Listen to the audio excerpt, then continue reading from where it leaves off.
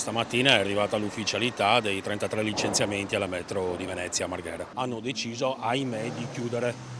Adesso vedremo la discussione come si svilupperà, abbiamo già fatto le richieste di incontro e vedremo cosa succederà. 33 lettere di licenziamento sono state recapitate ai dipendenti della metro di Marghera e dopo l'apertura dello stato di agitazione indetta quando la notizia era trapelata da Milano, i sindacati hanno già proclamato una prima giornata di sciopero per martedì 16 settembre con un presidio davanti al punto vendita a partire dalle 9:30 del mattino. Voi avete contatti con l'azienda? Cioè ci sono ancora i margini perché si rientri da questa decisione? Sì, c'è una trattativa, diciamo così, nazionale e globale sulla discussione che adesso prenderà il volo anche sul veneziano per discutere proprio dei 33 licenziamenti previsti a Marghera. Non c'è alternativa al licenziamento oppure è stato anche proposto il trasferimento in qualche altra sede?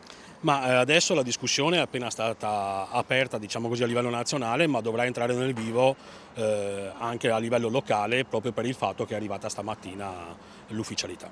Ci sono margini di trattativa?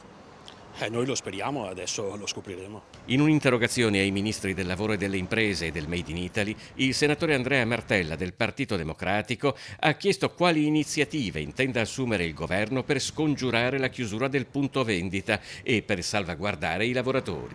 Sono lavoratori per lo più anziani, tra virgolette, nel senso che dovrebbero andare in pensione gran parte di loro tra 6 e 7 anni. C'è anche qualche persona giovane che pensava veramente di aver trovato il posto della vita e invece purtroppo si ritrovano adesso con questa doccia fredda e con questa problematica che vedremo come risolvere. Altre interrogazioni sono state presentate alla Camera dai deputati Dem Maria Cecilia Guerra e Arturo Scotto.